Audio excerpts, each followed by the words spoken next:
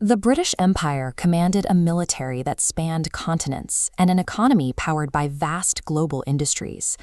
This massive imperial machinery seemed absolute. Mohandas Gandhi challenged this system through the deployment of a radical tactical philosophy that prioritized collective will over physical force. The popular image of a flawless saint often obscures the actual history. Before he took the title Mahatma, Mohandas was an average student from Porbandar. He struggled with a debilitating fear of public speaking and failed in his initial attempt to establish a law practice in Bombay.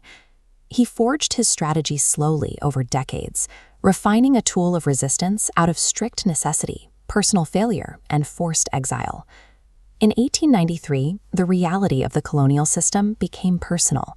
While traveling for legal work in South Africa, he was physically thrown out of a first-class train carriage in Pietermaritzburg and left in the freezing cold solely because of his race.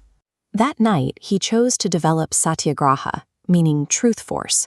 This was a deliberate system of peaceful non-cooperation designed to overwhelm the state's capacity to govern. He spent 20 years in South Africa prototyping this method. Working as an organizer and civil rights lawyer, he demonstrated that coordinated defiance could legally force a government to negotiate. His approach was highly pragmatic. During the Boer War, he organized an Indian ambulance corps to support the military, aiming to prove that Indians were contributing citizens who deserved equal rights under the law. South Africa served as his laboratory. When he sailed for India, he was a strategist armed with a fully tested blueprint for nonviolent revolution. Returning in 1915, he recognized that breaking the British Raj required bypassing the urban elite to mobilize the forgotten rural masses, starting with the Eastern Corridor. In 1917, he traveled to Bihar's Champaran district, stepping directly into a brutal, extractive agricultural economy. He used satyagraha to organize deeply exploited indigo farmers. Through precise documentation and peaceful strikes, he secured an unlikely legal victory against British planters. This local success proved to the Indian peasantry that the colonial system had vulnerabilities.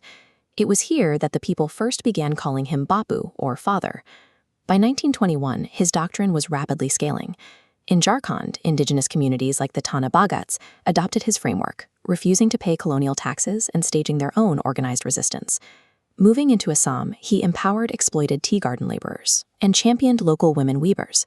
He recognized the traditional spinning wheel, the charkha, as an economic engine fueling the Swadeshi, or self-reliance, movement against British goods. But it was in Odisha where the reality of India's destitution changed his approach. Traveling through the region, he witnessed a level of extreme, crushing poverty that deeply shocked him. In response, he made his most visible personal sacrifice. He permanently stripped away his Western clothing, adopting a simple hand-spun dhoti to stand as a true equal with the nation's poorest citizens. These regional awakenings eventually coalesced into massive national actions. By 1930, tens of thousands of Indians were marching behind him to the sea to defy the British salt monopoly. By validating the specific localized struggles of indigo workers, of tribal communities, and rural weavers, Gandhi organized a network of defiance that functioned across every layer of Indian society. In August 1947, the British government finally conceded, but they partitioned the subcontinent into India and Pakistan, triggering forced mass displacement and horrifying religious violence. While politicians celebrated independence in Delhi, Gandhi was absent. Instead, he was walking barefoot through the debris-filled streets of Calcutta and Noakhali, attempting to halt the sectarian riots. He deployed satyagraha one final time, fasting to the brink of death. His frail body achieved a fragile peace in the region that fully armed military battalions could not enforce. On January 30, 1948, his journey ended. An assassin's bullets struck him down at Birla House in New Delhi.